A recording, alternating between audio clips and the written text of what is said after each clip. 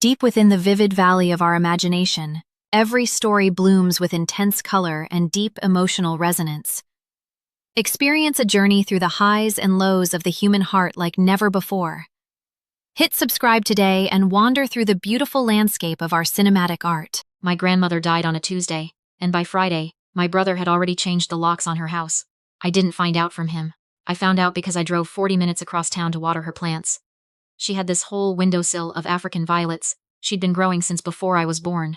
And my key didn't work. I stood there on her front porch for a full minute, turning the key back and forth like I was doing it wrong, like somehow I'd forgotten how keys worked. Then I looked up and saw the new deadbolt. Shiny. Brass. Still had the sticker on it. I called him from the driveway. "Oh yeah," he said. "I had the locks rekeyed. For security, I repeated. "Yeah, the house is empty now.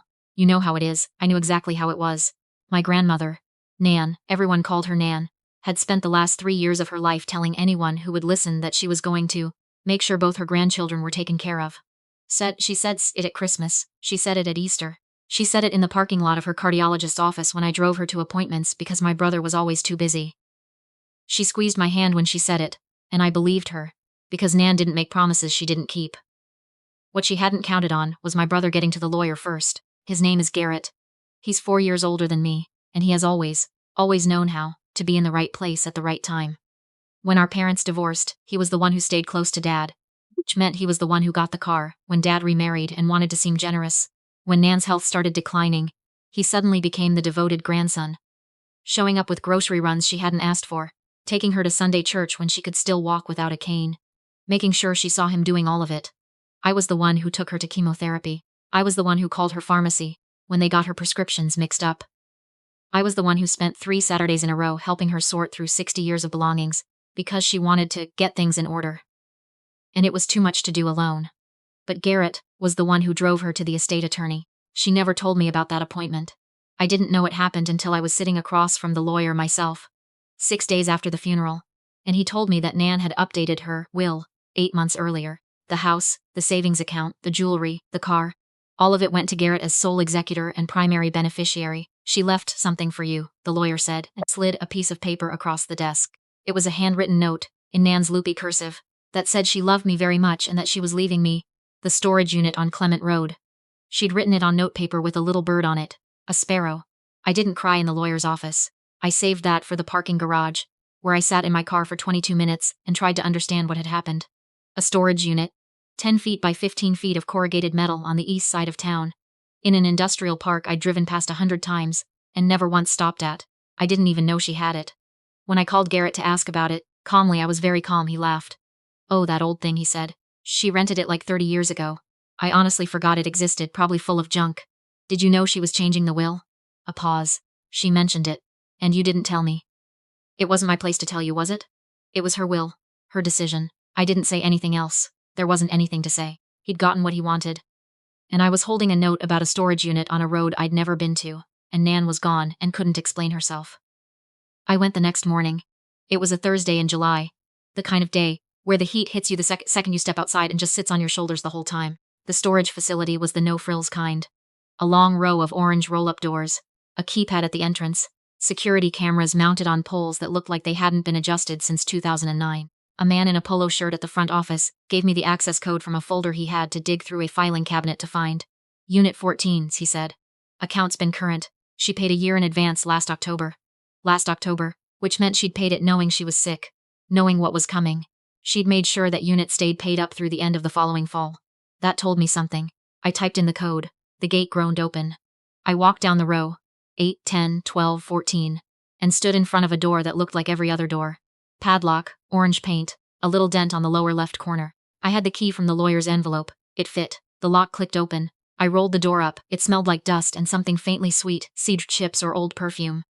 The light from outside only reached so far, so I used my phone flashlight, and what I saw first was boxes. A lot of boxes, stacked neatly, labeled in marker. Kitchen misc, books, Nance, photo albums, linens. Things that looked like the overflow from a house that was slowly being consolidated. Slowly being prepared. I started moving boxes. I don't know what I was looking for exactly. I wasn't thinking like someone on a treasure hunt. I was thinking like someone trying to feel close to a person they'd just lost.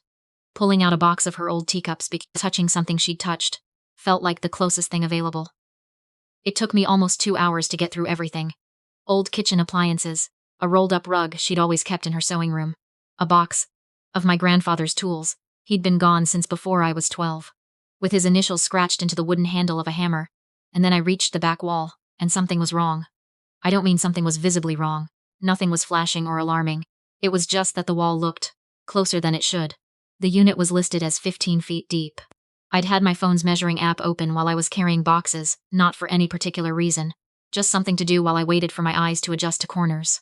And according to what I was reading, I was only about 11 feet in. I put my phone down. I looked at the back wall. Drywall over a metal frame, painted white, same as the side walls, completely ordinary, but the side walls went further back. I pressed on the drywall. Nothing happened. I ran my hand along the edge where the back wall met the right side wall, and I felt it. A gap, a thin one, barely enough to get a fingernail into, but a gap, and a hinge, half painted over, on the left side. My grandmother had built a false wall inside her storage unit. I had to go back to my car to get a flathead screwdriver, which took another 10 minutes in the July heat. And the whole walk there and back I was telling myself it was probably nothing. A mistake in the measurements, a quirk of the construction, some explanation that didn't involve my 78-year-old grandmother deliberately concealing something. I got the screwdriver behind the edge and pulled. The panel swung open. Behind it was a second room, maybe 4 feet deep, the hidden 4 feet I'd been missing. And in that room, carefully wrapped in old furniture moving blankets, were paintings, not prints, not the kind of thing you'd buy at a craft fair or order off a website. Paintings. Real ones, in heavy gilt frames, stacked vertically against the back wall on foam padding. I counted 7. 7 paintings, all wrapped, all carefully arranged. My hands were shaking when I pulled the blanket back from the first one. I'm not an art person. I want to be clear about that. I took one art history class in college, and mostly remember learning that Caravaggio had a temper. I know what I like when I see it, and I don't always know what I'm looking at. What I was looking at in the back of a storage unit in an industrial park in July was an oil painting of a harbor scene, boats, water, low morning light, in a style that felt old. Not reproduction old. Actually old. The varnish had that amber tint you only get from 100 years of aging. I took pictures of all 7. Then I wrapped them back up the way I'd found them, swung the panel closed, locked everything, and drove home trying not to speed. What I did not do was call Garrett. I stopped thinking like a grieving granddaughter. I stopped thinking like someone who'd just been handed the smaller share and was trying to be gracious about it. I started thinking like what I actually am, which is someone who spent 6 years as an insurance adjuster, specializing in high-value personal property. I spend my professional life figuring out what things are worth, and who they belong to, and whether the paperwork matches the reality. I am extremely good at it. I started with the frames, gilt frames of that style and size. I could see the construction, the hand-carved details even through the grime, typically date from the 19th century. The canvases behind them were on wooden stretcher bars, not the aluminum kind that came in after the Second World War. I cross-referenced the harbor scene with every public database I had access to. Auction records, museum inventories, the art loss register. I did this at my kitchen table at 11 o'clock at night. Laptop open, eating crackers because I'd forgotten to eat dinner. The harbor scene didn't match anything in the loss register, but the artist's signature, in the lower right corner, small, half obscured by old varnish, matched a Dutch Golden Age painter who had a known body of work and whose pieces, when they came to auction, sold in the mid-6 figures. I did that for all 7. It took me 4 days. 3 of them I couldn't fully identify from photographs. They'd need in-person examination by a specialist, but of the 4 I could research, 1 was possibly significant. 1 was definitively from a recognized regional American artist from the 1880s, whose work had sold at Christie's twice in the past decade. And 1, the harbor scene, was almost certainly what it appeared to be. I called an authentication specialist. I found her through a colleague at my firm, someone who'd worked with her on an estate claim 2 years earlier. Her name was Dr. Ferris, and she had the clipped, certain voice of someone who had been doing this for 30 years, and had no patience for uncertainty. I told her what I had. She asked me to email the photographs. 20 minutes later she called me back. "Where did you get these?" she said. "My grandmother left them to me." "Do you know where she got them?" "Not yet." A short pause. "I need to see them in person. How soon can you get them to me?" I arranged transport. I wasn't going to put 7 potentially significant paintings in my back seat, and Dr. Ferris examined them the following week. She spent 3 hours with them. I sat in her waiting room, drinking bad coffee from a machine, and watching a potted plant that looked like it hadn't been watered since the Clinton administration. She came out with her reading glasses pushed up on her head, and a look on her face that I didn't know how to read. "I've confirmed 2, she said, "the harbor scene and the interior with the red chair. The other 5 I need more time on. but my preliminary assessment is that at least 2 more are significant. The harbor scene alone, if the provenance documentation holds up, is in the range of 800,000 to 1.2 million. The interior is more complex. Could be more. I asked her about provenance. That's going to be your work to do, she said. You need to find out where she got them, how long she had them, and whether there are any ownership gaps. Nan had kept records. That was the thing about Nan. She kept everything. When I went back to the storage unit, this time looking specifically, I found a lidded shoebox at the bottom of the box labeled Household Docs. Inside were folded letters, receipts, and a small leather notebook with entries in her handwriting. The story that emerged, over the next 3 weeks of reading and cross-referencing, was this. My grandfather, before he married her, had worked for an art dealer in New York, in the late 1940s and early 1950s.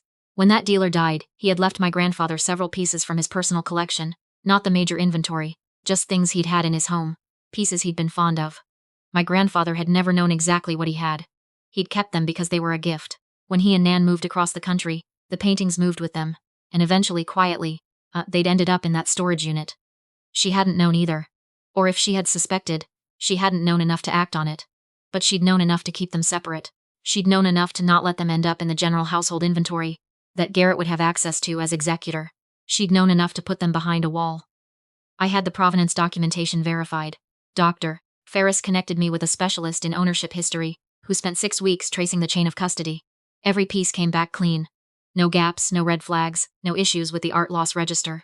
The harbor scene had a clear paper trail from the painter's studio in the 1880s, through 3 documented sales, and into my grandfather's possession. I contacted Christie's. I want to say that moment was glamorous, that it felt like the movies. It wasn't. It was a phone call I made from my parked car outside my apartment building, because I was too nervous to make it inside where I'd have to sit still. A calm woman took my information, asked me to send the authentication documents and photographs, and said someone would be in touch. Someone was in touch 3 days later. The estimated pre-sale value for the 5 pieces they were prepared to take came to between $2.4 million and $3.1 million. They recommended a private sale for the remaining 2, smaller works, less auction appeal, but not without value. I sat in my car and listened to the number and said, "Thank you," very professionally, and then sat there for another 10 minutes before I could make myself move. Meanwhile, Garrett had been texting. Not about the storage unit. He still thought it was junk. He'd texted about Nan's jewelry, which he'd found in her bedroom, and was apparently having appraised, as if he was letting me know out of courtesy. He texted about selling the house quickly because holding costs add up. He texted once, almost in passing, to ask if I was doing okay with everything. I told him I was doing fine. I was doing fine. I was doing better than fine. I was in contact with a Christie specialist. I had authentication documents for 5 significant works of art, and I had a lawyer. A different lawyer, one I'd found myself, who was helping me understand what I owned and how to protect it. The sale took 4 months to finalize. Christie's handled everything with a professionalism I still find impressive when I think back on it. The cataloging, the insurance during transport, the communication with potential buyers. The private sales for the 2 smaller works were handled separately, through a dealer Dr. Ferris recommended. The final total was $2.87 million on dollars. I spent a lot of the 4 months trying to understand Nan's decision.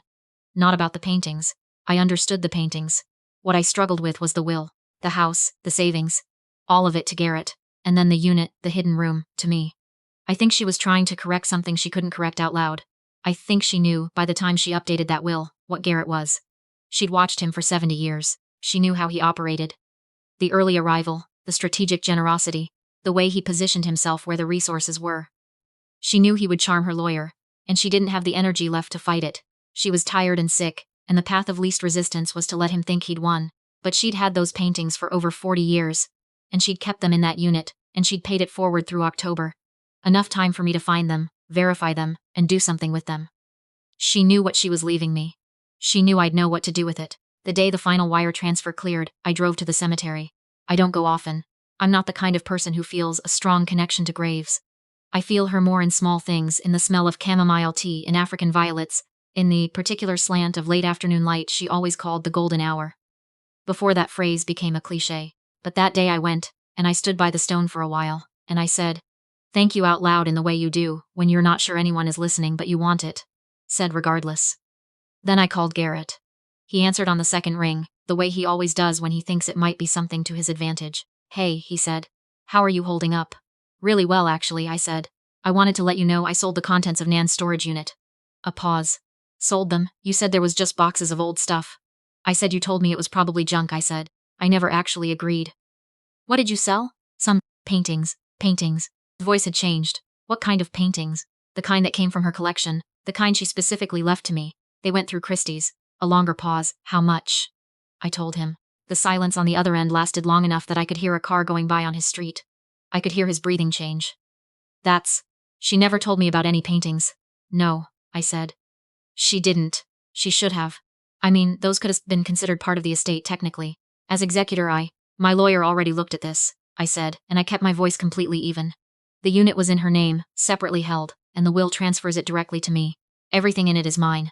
The attorney confirmed it before the sale. Another silence. She always liked you better, he said. And the bitterness in his voice was so naked I almost felt something about it. Almost. She was fair, I said. In her own way. I hung up before he could say anything else. What I know now, that I didn't know the morning, I stood on Nan's porch, trying to make her old key work. She had been thinking about this for a long time. Not because she was calculating, not because she was playing some elaborate long game, because she loved me. And she was afraid of what would happen to me after she was gone, and she was trying, from inside the limits of what she was able to do, to make sure I'd be okay. The house sold in 4 months. Garrett cleared what he made after the holding costs, and I sincerely hope it was enough. 'Cause he's not going to find another windfall waiting for him in any room I have access to. I used part of the money to buy a small condo, 2 bedrooms, enough light, a windowsill in the kitchen where I have started growing African violets. I am not as good at it as she was. I overwater them. But I'm learning. The harbor painting sold to a private collector in the Netherlands. I requested, through Christie's, that they pass along a photograph of it to the buyer. The original photo I took, the blurry one from my phone flashlight in the back of a storage unit. I don't know if they did. But I wanted whoever had it to know where it had been. To know it had spent 40 years behind a false wall, kept by a woman who didn't know exactly what she had, but knew it was worth protecting. That feels like the right ending for it. That feels like Nan.